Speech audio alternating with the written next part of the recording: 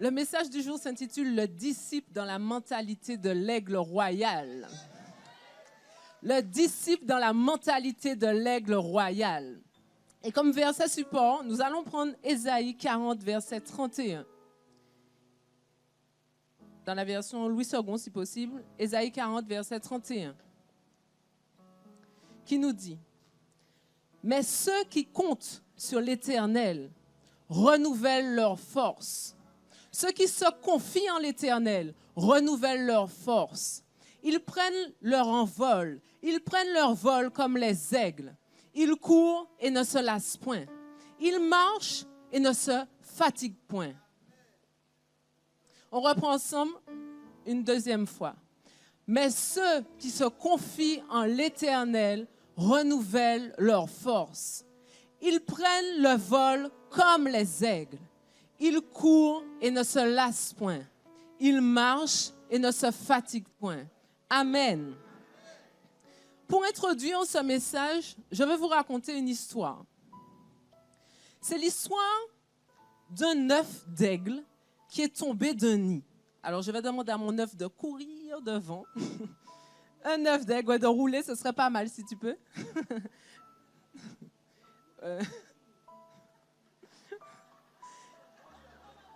Donc, un œuf d'aigle est tombé d'un nid et s'est retrouvé dans un poulailler. Une poule, elle est où ma poule? Une poule, croyant qu'il s'agissait d'un de ses œufs, l'a couvé jusqu'à éclosion. Et bien sûr, l'aigle est né entre-temps. Le jeune aiglon s'est vite aperçu qu'il était différent de ses frères et sœurs. Où sont ses frères et sœurs? La couleur de son plumage était différente. Ses ailes étaient beaucoup plus longues et son bec beaucoup plus pointu. Notre jeune aiglon est allé voir sa mère et lui a demandé « Mais maman, pourquoi je suis différent de mes frères et sœurs ?» Sa mère cherchait tant bien que mal à lui répondre. « Je ne sais pas, mon fils. C'est la nature qui t'a fait comme ça. Bon, arrête de te poser des questions. Va jouer avec tes frères et sœurs. Vas-y. » Notre jeune aiglon ne savait pas qu'il était en réalité un aigle. Il croyait être une poule comme les autres. Et ce, malgré ses différences. Un jour, alors qu'il mangeait avec ses frères et sœurs dans la basse-cour, il s'est étiré le cou et a aperçu dans le ciel des oiseaux magnifiques. Majestueux, des oiseaux, ça vole. Majestueux, qui volaient. Il s'est dit, waouh, des aigles royaux. Waouh, c'est magnifique. Moi aussi, je veux voler comme ces oiseaux. Et il est resté planté là, à contempler ces oiseaux majestueux. Impressionné, subjugué. Il alla voir sa mère tout de suite en disant « Maman, as-tu vu ces oiseaux magnifiques? Dis-moi, est-ce que moi aussi je pourrais voler comme eux? » Et sa mère lui répond « Mon fils, tu ne voleras jamais comme ces oiseaux-là, tu n'es qu'une poule. Et les poules, ça ne s'élève pas dans les airs. Allez, arrête, retourne jouer avec les autres. » Malheureusement, notre jeune aiglon n'est jamais sorti de sa basse-cour. Il ne s'est jamais envolé de sa vie. En fait, il est mort dans son poulailler.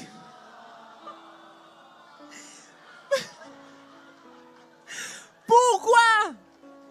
Parce qu'il a toujours cru qu'il était une poule. Et il n'a jamais osé déployer ses ailes qu'il avait pourtant.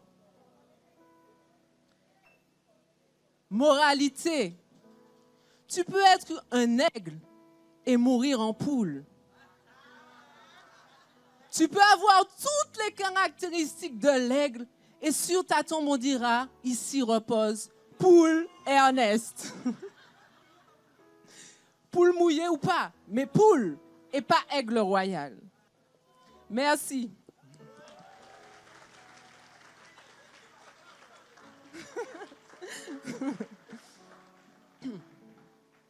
Nous allons avoir un enseignement par la suite qui va vraiment développer ce qu'est la mentalité de l'aigle. Mais pour que vous puissiez quand même comprendre où je vais en venir, je vais résumer comme ça. L'aigle va représenter la domination, le règne, l'élévation, la vision, parce que l'aigle y voit loin. L'aigle va représenter ta destinée, le plan que Dieu a pour toi. L'aigle va représenter, quand il déploie ses ailes, il va représenter justement l'élargissement, le déploiement, l'étirement, le déploiement de tes dons, de ton potentiel, de ce qu'il y a de plus excellent au-dedans de toi. Ça, c'est l'aigle. La poule, il suffit de regarder une poule pour comprendre. C'est quoi la mentalité de la poule? La poule, elle ne peut regarder que devant elle, parce que déjà, elle a un petit cou et elle ne vole pas bien haut. Donc, la poule, c'est quoi? C'est la vision étriquée. Je suis centrée sur quoi? Sur mon présent. C'est mon présent, mon présent. Je ne vois pas plus loin que mon présent. Et même parfois, je suis centrée sur moi-même, sur mon nombril. C'est comme moi qui compte, c'est moi. Moi, je vais mal, je ne me sens pas bien. Moi, je ressens ci, je ressens ça, etc. La poule, c'est quoi? Vous savez, le verbe caqueter, ça vient de la poule. On dit que les poules caquettent. Mais ils ont compris que parfois, ça s'appliquait à certains d'entre nous qui avaient la mentalité de poule. Et on dit parfois que les gens caquettent. C'est quoi caqueter? Parler inutilement. Et ma fille, viens voir ici. Tu connais Marguerite? Marguerite, mais si, Marguerite, la fille de la cousine du frère de Roger. Mais si tu sais, on l'a vue à la veillée la dernière fois. Eh bien, figure-toi qu'elle n'est plus avec Max, non? Je t'assure. Mais non. Alors, je ne peux pas t'expliquer ce qui s'est passé, mais je crois que c'est une histoire pas très nette. Pas très nette. Discussion stérile. Est-ce que l'histoire de Marguerite va faire avancer ton foyer? Non. Est-ce que l'histoire de Marguerite va faire avancer tes enfants? Est-ce que ça va faire avancer l'œuvre de Dieu? Encore moins. La mentalité de la poule. Caqueter, caqueter, caqueter. Et ça tourne en rond, ça tourne en rond, ça tourne en rond. La poule va se plaindre sans cesse. Pourquoi? Parce qu'elle est comme ça. Je me sens mal aujourd'hui. Mais tu te sentais déjà mal hier. Mais c'est encore pire aujourd'hui. Prie pour moi, prie pour moi. Non, vraiment, non, jeûne pour moi carrément. Parce qu'aujourd'hui, c'est un niveau supérieur. Jeûne, prends 2 jours, jeûne pour moi parce que ça ne va pas. Sans cesse, c'est moi. Moi, je vais mal. Moi, j'ai mal à la tête. Moi, j'ai... À l'inverse, la mentalité de l'aigle va voir loin, va voir les choses venir. L'aigle va déceler les saisons. Au lieu d'être comme ça sur moi, l'aigle va dire, la saison est mauvaise. Nous devons bâtir une école pour nos jeunes. Vous voyez l'économie, elle est bien, mais ce n'est que pour un temps. Nous allons planter nos ignames, nous allons planter nos bananes. L'aigle voit au-delà de sa propre vie, de ses propres intérêts. L'aigle a une vision. Et nous devons développer la mentalité de l'aigle. Pourquoi d'après vous? Parce que nous avons un Père qui est l'aigle par excellence. Vous avez vu tout à l'heure, c'était qui avait couvé l'œuf aiglon?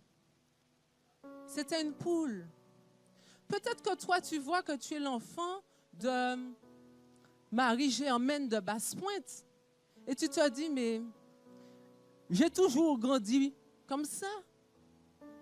Mais le jour où tu as donné ta vie à Dieu, il a placé au-dedans de toi.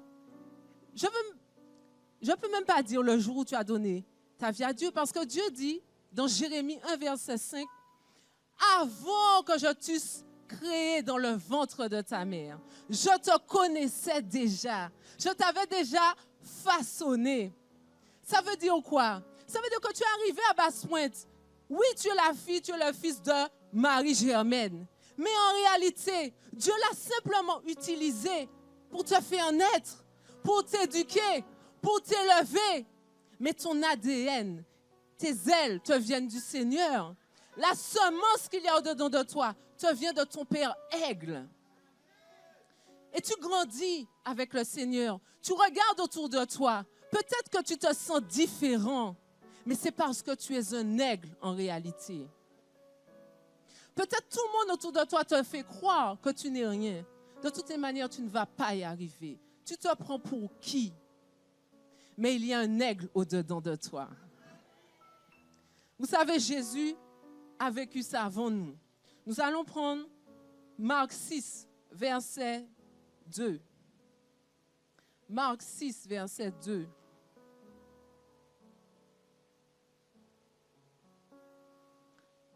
Quand le sabbat fut venu, il se mit, donc le il c'est Jésus, Jésus se mit à enseigner dans la synagogue. Beaucoup de gens qui l'entendirent étaient étonnés et disaient, mais d'où lui viennent ces choses? Quelle est cette sagesse qui lui a été donnée? Et comment de tels miracles se font-ils par ses mains? On décelait en lui la puissance de l'aigle, la mentalité de l'aigle. Il fait des miracles. Il parle avec sagesse. Verset suivant. N'est-ce pas le charpentier, le fils de Marie, le frère de Jacques, de Joseph, j'avoue, j'avais jamais vu ça, de Jude et de Simon. Et ces sœurs ne sont-elles pas ici parmi nous? Qu'est-ce qu'ils étaient en train de dire? Mais comment? Mais Jésus, on l'a vu grandir. On l'a vu grandir, mais c'est le fils de Marie. Comment ça, il parle avec sagesse? Je ne comprends pas. Comment ça, il fait des miracles? Et vous savez pourquoi ils avaient cette attitude-là? Parce que Jésus était revenu à l'endroit où il avait grandi. Donc, on l'avait côtoyé. Et là, on ne comprend pas. Comment? Il n'est pas comme nous. Il n'est pas comme son frère Jacques. On ne comprenait pas. Et d'ailleurs, on n'a pas reçu ce qu'il avait à donner. Parce que quand on lit la suite, qu'est-ce qu'on nous dit? Que dans ce lieu-là, Jésus a pu faire peu de miracles. Parce qu'on n'a pas reçu la puissance qu'il avait à déployer. Donc peut-être que toi aussi, tu te bases sur ce qu'on t'a dit. Comment? C'est pas Fabienne. Mais Fabienne, je vois Fabienne depuis toute petite, la gentille Fabienne. Mais non, pas elle. Mais non, elle ne pourra jamais accomplir un tel projet. Combien de fois n'avons-nous pas entendu ça? Et pourtant Dieu dit, je fais de vous des aigles. Je fais de vous des aigles. Peu importe qu'on ne reçoive pas. Qu'est-ce qui s'est passé pour Jésus? Il n'a pas pu accomplir beaucoup de miracles. Qu'est-ce qu'il a fait? Il est allé ailleurs. Il est allé ailleurs. OK. Vous ne voulez pas, vous ne reconnaissez pas. Ce n'est pas grave. Il y en a d'autres qui vont reconnaître. Donc peut-être que certains ne vont pas te reconnaître. Peut-être que certains vont dire, moi, un tel, mais non, j'étais à l'école avec elle. Qu'est-ce qu'elle a à m'apprendre? Eh bien, c'est que cette personne n'est pas digne de recevoir la puissance qu'il y a au-dedans de toi. Donc tu vas la déverser ailleurs. Mais surtout, ne te dis pas, mais si elle dit ça, c'est qu'il n'y a pas de puissance en moi. Surtout, ne fais pas cette erreur. Tu retomberais dans la mentalité de poule et tu risquerais de mourir poule. C'est pour cela que cela ne suffise pas que Dieu dise que nous sommes dans la saison de l'aigle. On peut avoir 50 000 prophéties qui viennent nous dire « vous êtes dans la saison de l'aigle ». Mais si tu ne décides pas d'avoir la mentalité de l'aigle, tu vas rester poule. Donc, il est fondamental pour nous de développer, d'accueillir, d'accepter ce que Dieu dit que nous sommes et d'accepter cette nouvelle mentalité de l'aigle. Donc, vous allez me dire, mais comment développer la mentalité de l'aigle? Mais comment? Premièrement, alors, pardon. Premièrement, tu dois être disciple d'un maître qui a la mentalité de l'aigle. Nous allons prendre Matthieu 10, verset 24. Matthieu 10, verset 24. Qui nous dit, « Le disciple n'est pas plus que le maître, ni le serviteur plus que son Seigneur. » Quand nous avons suivi l'enseignement avec le prophète Sean, il a donné une facette de ce verset. Mais moi, je veux attirer l'attention sur une autre facette du verset qui m'interpelle. Quand on dit le disciple n'est pas plus que le maître, qu'est-ce que ça signifie aussi? Ça veut dire que si tu choisis d'avoir un maître qui a la mentalité de poule, est-ce que tu crois que tu deviendras un aigle? Impossible. Le maître ne peut te donner que ce qu'il a. Je vous prends un exemple. Moi, quand j'étais petite, j'ai pris des cours de piano avec un prof particulier. J'ai peut-être fait 2 ans avec elle. Et puis, au bout de 2 ans, elle a dit à ma mère, j'ai plus rien à lui apprendre, donc vaut mieux la mettre dans une école de musique. Elle aurait pu faire perdre de l'argent à mes parents en faisant les mêmes choses, mais elle a reconnu sa limite. Et à un moment donné, elle a dit non, il faut qu'elle change de professeur. Il faut qu'elle change de maître si elle veut aller plus loin. C'est la même chose. Si tu as la mentalité, tu veux développer la mentalité de l'aigle, tu ne peux pas choisir un maître qui a la mentalité de poule. Il n'a jamais volé plus de 3 mètres de haut et tu veux qu'il t'apprenne à planer. Ce n'est pas logique. C'est impossible parce qu'il ne connaît pas le chemin. Comment il peut te montrer le chemin? Mais j'ai envie de dire que tu as la bonne place. Dieu nous a accordé la grande grâce et le privilège, je le dis comme ça, une grande grâce et le grand privilège de nous accorder des apôtres qui ont la mentalité de l'aigle. C'est un honneur, vous savez, parce que si on avait des leaders à la mentalité de poule, ça aurait été quand même un peu déprimant. On se serait dit, ah, mince, on ne va pas monter bien haut. Mais le Seigneur nous a fait la grâce d'avoir des apôtres à la mentalité de l'aigle. Ça veut dire quoi, la mentalité de l'aigle? Ça veut dire qu'ils ont vécu des épreuves dans leur vie. Ils ont vécu des souffrances, mais ils ont pris de l'altitude. Ils ont appris à s'élever au-dessus des circonstances. Ils n'ont pas laissé les épreuves les abattre. Ils ont appris, comme on dit avec la tempête, à monter plus haut, à monter plus haut. Ils ont appris à développer la vision de Dieu pour nous dire, attention Église, il y a telle chose qui arrive, préparons-nous. Comment est-ce qu'on va apprendre d'eux? Comme le disait le prophète Sean lors de l'enseignement, en les observant, en écoutant leurs enseignements. Leurs enseignements sont empreints de leur vie. Vous savez, quand on prêche, c'est une partie de nous.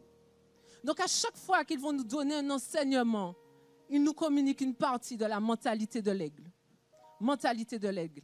J'ai appris, donc je vous donne. Vous savez, quand je parle à des jeunes, je dis souvent ça à Naomi, ma belle-sœur, je lui dis, si mes erreurs peuvent te permettre de gagner du temps, mais je serais tellement contente que tu ne refasses pas les mêmes erreurs que moi. Au moins que mes erreurs servent à quelqu'un d'autre. OK, moi j'ai pris 10 ans, mais toi essaie de prendre 5 ans pour y arriver. Eh bien, les apôtres, c'est ça. OK, ils ont fait un chemin. Ils ont vu là où ça coince. Ils ont vu là où... Non, là, warning, ne va pas là.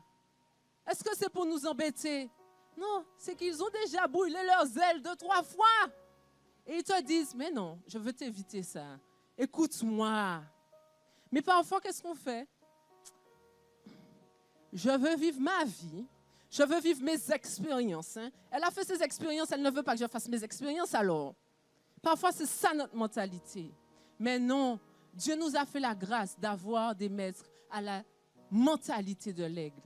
Donc, utilisons ce qu'il nous donne. Sinon, encore une fois, nous risquons de nous engraisser, de devenir des poules tellement grasses qu'à un moment, quand on voudra voler, bon, voilà, je n'ai pas besoin de vous faire un dessin. Il y a un temps, il y a une saison. Si Dieu les a placés là, c'est parce qu'il y a un temps où tu dois voler. Mais si tu dis, ah non, moi je reste encore dans la basse-coin, je reste encore à caqueter, c'est pas mon temps. Le jour où tu vas te réveiller, tu auras déjà pris trop de poids. Tu ne sauras même pas comment voler. Tes ailes ne se seront même pas développées. Donc tu vas essayer, tu vas croire que tu voles parce que tu décolles de 2 mètres, mais tu vas aussi vite redescendre de 50 centimètres. Donc c'est important pour nous de reconnaître les maîtres que nous avons et qui pourront nous enseigner la mentalité de l'aigle par leur vie, par leurs enseignements, par leurs conseils, par leurs avertissements. Deuxième clé, pour développer la mentalité de l'aigle, tu dois t'entourer d'aigles. Tu dois t'entourer d'aigles. Souvenez-vous de notre aiglon là. Qui est-ce qu'il voyait? Maman poule, frère poule, sœur poule. Un jour, il a essayé de regarder un petit aigle qui volait. On lui a fait, hey, oh, maman poule, frère poule, sœur poule. Bon, sois poule. Mais plus nous allons observer les aigles autour de nous, plus nous aurons envie de leur ressembler. Il y a un verset que nous allons prendre pour illustrer cette idée-là. Luc 24, verset 32. Pour vous donner le contexte, quand Jésus venait de mourir et ressusciter, il s'est présenté aux disciples, mais les disciples ne l'ont pas reconnu tout de suite. Et il leur a enseigné les Écritures, il leur a rappelé les Écritures. Et ensuite, il s'est fait connaître à eux. Et là, les disciples ont dit, mais notre cœur ne brûlait-il pas au-dedans de nous lorsqu'il nous parlait en chemin et nous expliquait les Écritures? Ce verset-là, comment il nous parle? Quand il y a quelqu'un qui est connecté au Saint-Esprit et que tu observes cette personne, il y a une connexion, il y a une liaison. Quand je te vois faire, ça répond dedans de moi. Il y a quelque chose qui vibre.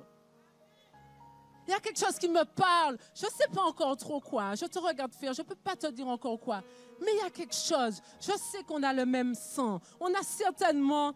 Il y a un point commun entre nous. Ça vous arrive? Vous savez, moi, je me rappelle, quand j'ai rencontré l'apôtre Maryse, on n'était pas encore MAPS.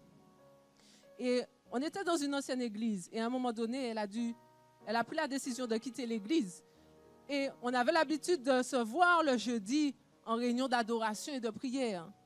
Et quand est venue la décision de me demander, est-ce que je reste dans l'ancienne église ou est-ce que je pars avec elle? Qu'est-ce que j'ai écouté? Mon cœur brûlait quand je la voyais prêcher.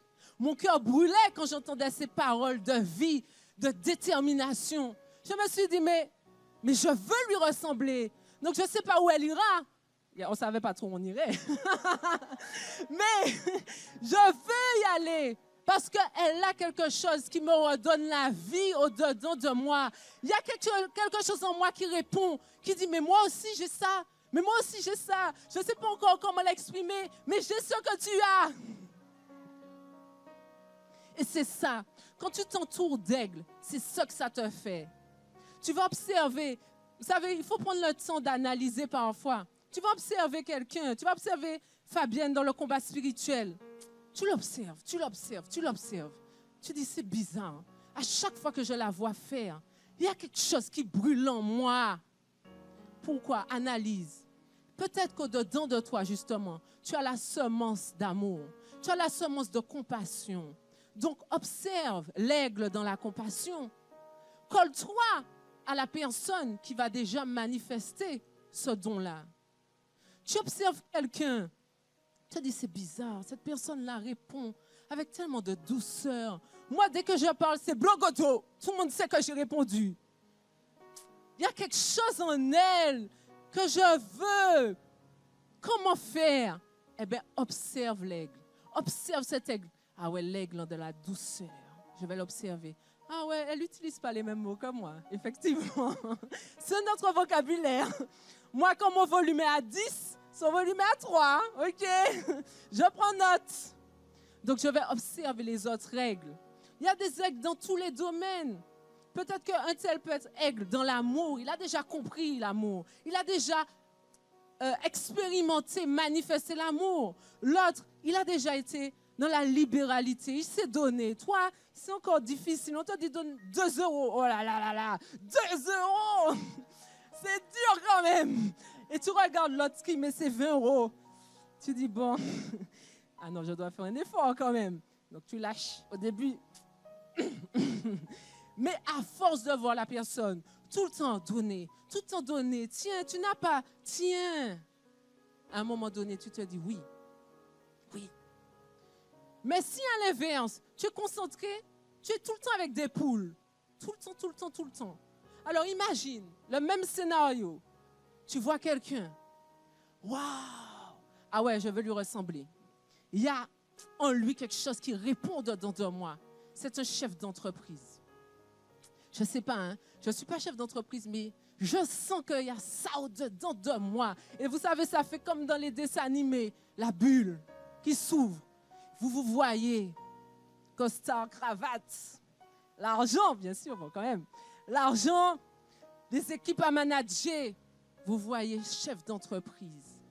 Vous voyez déjà. Pourquoi? Parce que le Seigneur met des semences au-dedans de nous. Ce n'est pas simplement nous. C'est parce qu'il veut accomplir une œuvre à travers nous. Et toi, tu es là, tu te vois déjà parce que l'autre, il est en train de réveiller au-dedans de toi cette semence pour l'entrepreneuriat. Et puis, la poule passe par là.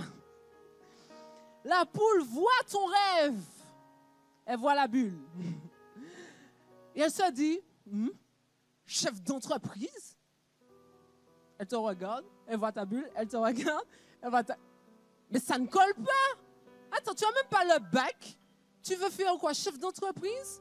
Tu n'arrives même pas à gérer tes 200 € par mois, chef d'entreprise?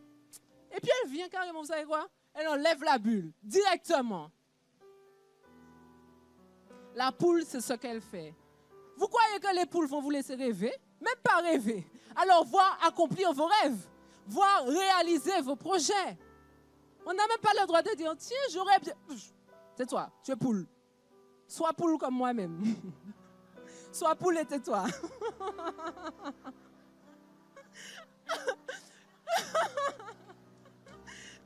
Sois poule et tais-toi. Voilà. Donc, c'est déjà assez difficile de réaliser ses rêves. C'est déjà assez difficile d'atteindre sa destinée. Alors, pourquoi s'entourer encore de personnes qui ne croient pas en nous? Pourquoi s'entourer de personnes qui sont encore des combats supplémentaires? Des combats supplémentaires. Alors, peut-être que tu n'as pas le choix et que tu vis avec des poules professionnelles à la maison. Ça, c'est une réalité, peut-être. Peut-être que ta mère, c'est une poule. Peut-être que ton conjoint, c'est une poule. Bon, un poulet. Et là, c'est plus compliqué. Mais, tout de même si tu es dans l'environnement constant d'une poule, simplement, tu sauras ce que tu lui dis et ce que tu ne lui dis pas. C'est pas là que tu vas aller raconter tous tes projets, toutes tes envies, tous tes rêves. Non. À une poule, tu vas un peu cacoter avec elle peut-être. Tu vas lui raconter 2, 3 petites blagues. Mais un aigle, tu vas observer et raconter là tes projets. Parce que l'aigle va dire, mais oui, mais moi j'ai fait ça aussi. Tu peux y aller, mais par contre, fais attention à ça. L'aigle va te comprendre parce qu'il a déjà emprunté ces routes-là. Mais la poule ne sait pas. Ce n'est pas de sa faute, j'ai envie de dire. Ce n'est pas de sa faute. Elle ne connaît que la science de la poule, la poulotologie, que le poulailler, la basse-cour.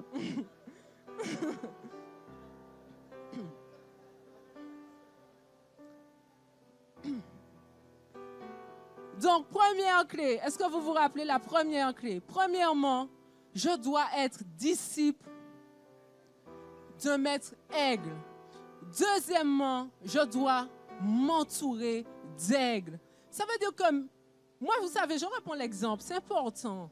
Moi, quand j'ai rencontré l'apôtre Maryse, mais je n'avais pas du tout une mentalité d'aigle. Je passais ma vie à lui dire, je suis déprimée, je me sens mal, il faut que tu parles avec moi. On allait sous son manguier, ça va pas, je ne vais pas y arriver, ma vie elle est foutue. Mais c'était que ça. Mais à force, non, Rachel, tu es un aigle. Moi. Oui, tu es un aigle. Moi. Je voyais une poule. Tu es un aigle, tu es sûr. Mais à force, tu finis par te dire, bon, peut-être.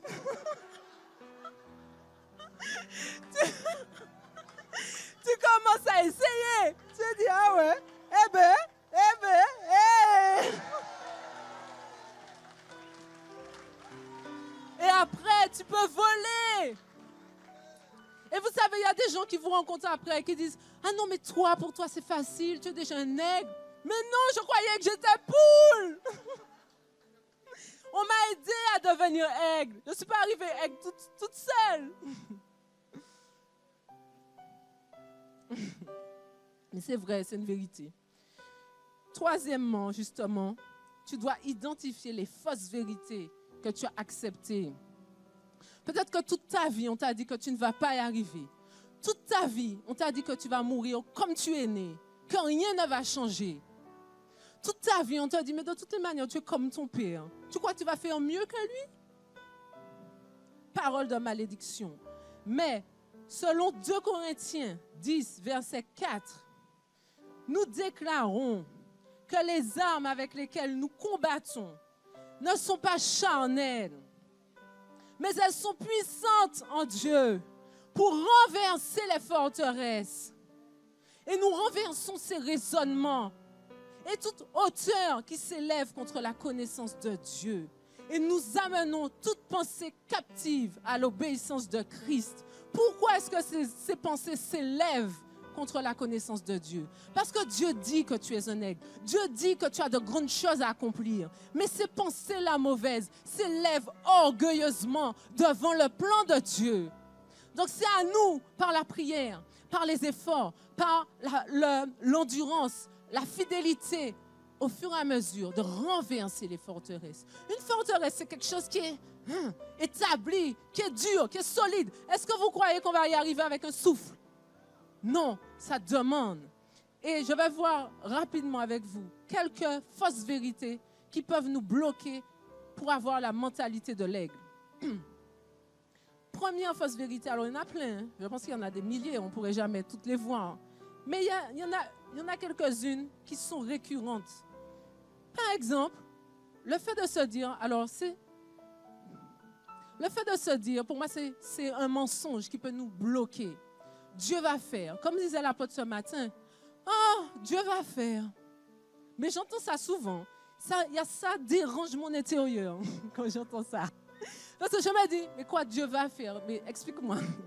On n'est pas juste là, vous savez ça, c'est une fausse vérité qui fait qu'on ne va rien faire du tout, mais Dieu va faire. Pourquoi je vais faire quoi que ce soit? Mais non, Dieu a dit qu'il nous rend intendants des dons, gestionnaires des dons qu'il nous a fait. Il nous a appelés au règne sur la terre. Donc il veut que nous fassions. Il a déjà tout accompli, il a déjà tout fait. Et on dit encore Dieu va faire, mais il a déjà fait. Et là maintenant, il veut qu'on puisse faire à notre tour. Ça, c'est une fausse vérité. On ne réussit pas comme ça, par hasard. Vous savez, parfois on observe. Si je prends l'exemple des footballeurs, parce que parfois c'est comme ça qu'on fait dans l'église aussi. On va regarder peut-être une équipe de foot et on va se dire, waouh, ah ouais les gars, je suis trop bien. Moi aussi, je veux être comme lui. Ok, c'est bien, tu veux être comme lui. Mais le comme lui, ça veut dire quoi? Jongler, enfin bon, je ne suis pas trop spécialiste, faire des feintes, tirer avec style, faire des têtes, etc. Mais, qu'est-ce que tu n'as pas vu dans ça? Ah bon, derrière, il y a un entraînement difficile. Quand les joueurs, moi j'ai fait un peu de sport dans ma jeunesse, quand on a envie de faire un match, on dit allez, allons faire un match. L'entraîneur dit match, pompe, pompe, oh tu es là. Pompe encore. Tu sens que tu ne peux pas. Comment? Lève la tête. Oui. Recommence. Cours. Fais 3 tours de terrain. Tu es déjà au bout de ta vie. Fais 3 tours de terrain. Les tâches ingrates, ce qu'on n'a pas envie de faire. Les passes, des passes. Toujours des passes. Des shoots. Des trucs répétitifs qui nous ennuient. Et pourtant, ce sont ces personnes-là qui sont sérieuses dans l'entraînement. Sérieuses dans la répétition. Oui, il faut répéter. pour que demain matin, ça devienne un automatisme, que tu n'aies même pas à réfléchir, c'est au-dedans de toi, pour que tu puisses exceller. Oui, il y a des tâches qui peuvent paraître rebutantes. Et c'est comme pour le Seigneur. Parfois, on peut se dire, il faut encore prier, il faut adorer, il faut lire la parole. Mais par contre, quand tu vois un ministre, ah oui, je vais être comme elle, je vais être comme lui. Mais quel est le prix que cette personne-là paye derrière? Donc, si tu dis que tu veux être comme lui, tu prends tout ce qu'il y a avec. Hein? C'est un package, hein? Ce n'est pas des options. Donc, ça veut dire la consécration, la vie de prière, la persévérance, la fidélité, au DCI. C'est tout ça si tu veux exceller, avoir la mentalité de l'aigle. Une autre fausse vérité aussi.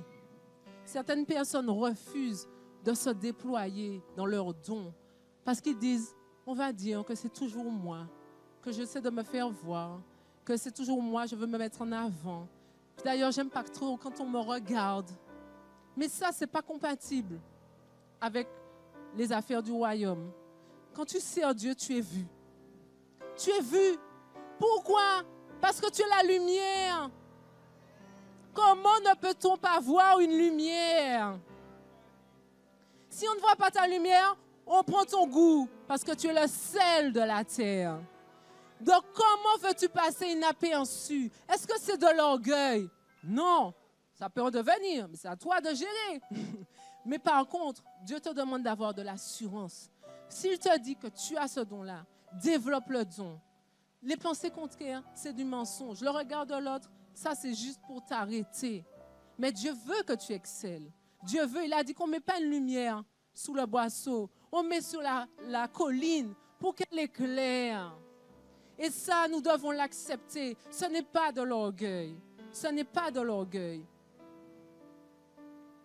Et dernière fausse vérité qui peut nous bloquer. Parfois, c'est notre passé. Nos échecs d'avant. Notre passé. Moi, mais j'ai essayé. Mais j'ai fait qu'essayer pendant ma vie. Ça n'a jamais réussi. Donc, tu t'es mis en stand-by. Tu t'es mis en pause, voire en dead. Mais c'est le moment, justement. Nous sommes dans la saison de l'aigle. Dieu dit que nous prenons ceux qui comptent sur l'Éternel. Ils prennent leur envol. Ceux qui comptent sur l'Éternel, ils prennent leur envol. Ceux qui comptent sur l'Éternel, ils prennent leur envol. Alors, si tu t'étais mis en pause à cause de ton passé, c'est le moment de te mettre sur play. Si tu avais pêché toute la nuit, comme on a vu aux 48 heures, les poissons, mais Dieu dit, jette ton filet, parce que ça, ce sera différent cette fois-ci.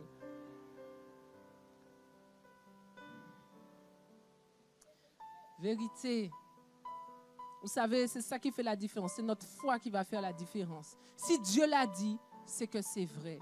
Si Dieu l'a dit, c'est que c'est vrai. Si Dieu l'a dit, c'est que c'est vrai. Je ne vais pas aller plus loin dans les fausses vérités. Vous savez, en tout cas, je pense que vous savez ce qui vous bloque au-dedans de vous et qui vous empêche de développer la mentalité de l'aigle. Dieu ne pourra pas faire ce travail à notre place. C'est à nous de renverser les forteresses. C'est à nous de rendre captives à l'obéissance de Christ toutes les pensées là, toxiques qui nous empêchent de nous déployer.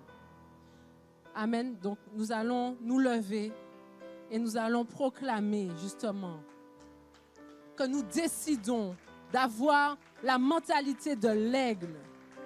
Nous décidons de nous aligner à la saison prophétique de Dieu. Il a dit que nous sommes des aigles. Nous sommes des aigles. Seigneur Dieu, en accord avec Ésaïe 40, verset 31, nous déclarons que parce que nous comptons sur toi, Éternel, parce que nous avons placé notre confiance en toi, parce que nous décidons de croire non en la réalité que nous voyons, mais en ta vérité. Parce que, Seigneur Dieu, nous avons décidé de t'offrir nos vies. Nous déclarons que nous renouvelons nos forces. Seigneur, tu nous l'as répété à plusieurs reprises pendant Soukhot. Ce n'est ni par force, ni par puissance, mais par ton Saint-Esprit.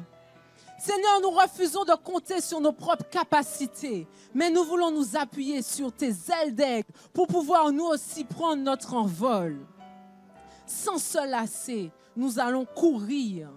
Nous allons marcher en avant sans nous épuiser. Seigneur Dieu, oui, nous acceptons premièrement ce que tu dis que nous sommes.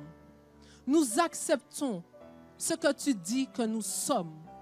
Nous ne sommes pas des personnes à la mentalité de poule, mais nous sommes des personnes à la mentalité d'aigle royal. Nous sommes des aigles royaux. Nous sommes appelés au règne, à régner pour le royaume de Dieu. Nous sommes appelés à établir, Seigneur Dieu, ton royaume sur cette terre. Nous sommes amenés à être des exemples. Nous sommes amenés à influencer. Alors, Seigneur, pour cela, nous voulons respecter tes règles. Seigneur, dans tout, il y a des règles. Dans tout, il y a une feuille de route. Dans tout, il y a des clés. Seigneur, tu as dit, oui, que nous devons faire des disciples. Et nous, premièrement, nous devons être des disciples. Alors, Seigneur Dieu, nous acceptons de devenir les disciples de nos maîtres qui ont développé la mentalité de l'aigle. Nous acceptons de les observer. Nous acceptons, Éternel, de les écouter, pas simplement d'une oreille passive en disant « nous connaissons déjà », mais que nous puissions accueillir cette parole comme étant un trésor qui va changer nos vies, que nous puissions accueillir cette parole comme une richesse qui va élargir nos ailes et qui va nous permettre, nous aussi, de monter, prendre de l'altitude. Oui, Seigneur, nous décidons de revoir notre mentalité, de redescendre, de nous soumettre, Seigneur Dieu, premièrement à nos maîtres, qui sont pour nous des exemples. Nous décidons également de côtoyer des personnes qui ont la mentalité de l'aigle. Seigneur Dieu, tu ne nous as pas créés tout seuls, pour nous seuls, et afin de rester seuls. Mais tu as créé un corps, tu as créé une unité. Parce que tu voulais, Seigneur Dieu, que l'un pousse l'autre, que l'un aide l'autre à s'élever. Alors, Seigneur Dieu, que nous puissions compter sur les aigles que nous sommes dans certains domaines. Nous ne sommes pas peut-être des aigles partout, mais il y a un domaine où nous volons déjà, que nous puissions côtoyer des personnes qui ont cette mentalité. La mentalité de foi, la mentalité du visionnaire, la mentalité remplie d'amour, la mentalité de bienveillance, la mentalité de libéralité. Peu importe, la mentalité pour prendre des initiatives, monter des entreprises. Seigneur Dieu, nous élargissons, nous étirons notre mentalité afin, Seigneur Dieu, de nous connecter aux aigles qui sont autour de nous et afin que nous devenions nous-mêmes des aigles dans l'excellence. Seigneur, oui, nous ne voulons que rien ne nous bloque, que rien ne nous arrête. Et c'est pourquoi nous refusons toutes les fausses vérités qui veulent s'opposer à ta connaissance, toutes les fausses vérités qui veulent s'opposer à ce que tu dis que nous sommes, toutes les fausses vérités qui veulent nous voir mourir en poule, alors que nous avons, Seigneur Dieu, un mandat d'aigle royal. Nous refusons, Seigneur Dieu, la pensée qui dit que nous sommes dans l'orgueil dès que nous voulons te servir, dès que nous sommes vus. Nous refusons cela et nous déclarons que nous sommes pleins d'assurance, que nous sommes remplis de courage, que nous sommes remplis d'audace, que nous sommes remplis de force, non pour nous enorgueillir, mais parce que tu dois être vu à travers nous. Non pour nous prendre, pour avoir la gloire pour nous, mais pour que la gloire te revienne. Que quand ils nous observeront, qu'ils puissent dire, mais c'est un peuple d'adorateurs, mais c'est le peuple du Dieu vivant. Et que même s'ils ne comprennent pas tout, mais en nous voyant agir, qu'ils puissent avoir envie de nous suivre, Seigneur. Nous déclarons cela sur nos vies, que les fausses vérités sont renversées, les forteresses sont renversées, le perfectionnisme qui nous fait croire que nous devons être tout avant de te servir, qui nous fait croire que nous devons être parfaits avant de nous engager. Nous renversons cette fausse vérité. Nous renversons le poids, le fardeau qu'est parfois notre passé. Et nous décidons de changer notre lecture sur ce qu'a été notre vie. En prenant justement les leçons, en tirant les leçons de tout ce que nous avons vécu pour aller avec force et puissance vers l'avenir. Seigneur Dieu, alors que nous allons entamer cette série sur la mentalité de l'aigle royal, prépare-nous, programme-nous, afin que rien en nous ne devienne un obstacle à cet enseignement, mais que nous puissions être réceptifs, l'accueillir, nous abreuver comme d'une eau de cet enseignement, afin que nous en soyons tellement imprégnés que cela devienne réellement notre mentalité. Nous te disons merci parce que c'est toi qui veux nous faire grandir. C'est toi qui es en train de nous mener vers la maturité. Et nous te sommes vraiment reconnaissants. Au nom de Jésus, je t'ai prié. Amen.